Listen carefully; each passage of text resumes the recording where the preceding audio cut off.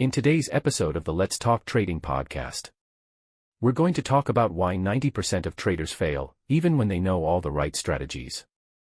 It's not about knowledge. It's not about having the perfect strategy. It's about psychology, the mind behind every decision. If you've been trading for a while, you probably know this pattern. You study.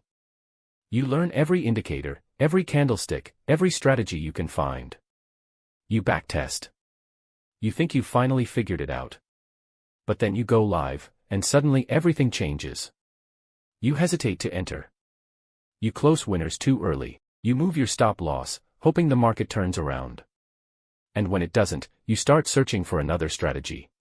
Here's the truth: most traders don't fail because they don't understand the market. They fail because they can't execute a good system consistently. That's not a technical problem. That's a mental one.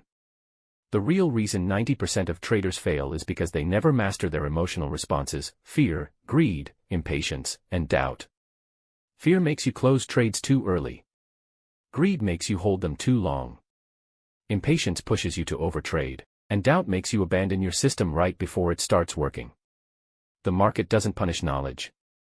It punishes emotional reactions. Professional traders feel fear and greed too, but they don't act on them. They've built systems that protect them from their own impulses. They follow their plan even when it hurts. That's emotional discipline. That's what separates the 10% who make it from the rest who keep chasing shortcuts. Let me share a story. A trader once said, "I've tried 5 different strategies in 6 months, and none of them work." When I asked him for his trading journal, he went silent. Because he didn't have one. He wasn't giving any system enough time to prove itself. He was reacting emotionally, to wins, to losses, to the fear of missing out. So I told him, forget new strategies for 30 days. Trade one setup, one time frame, one risk level, and record everything. A month later, he wasn't suddenly rich. But he was consistent. And most importantly, he was calm. He stopped chasing perfection and started focusing on execution.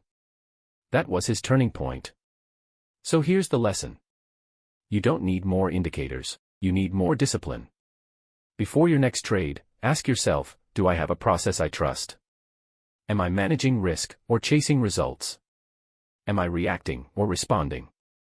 Because in trading, your reactions often cost more than your losses.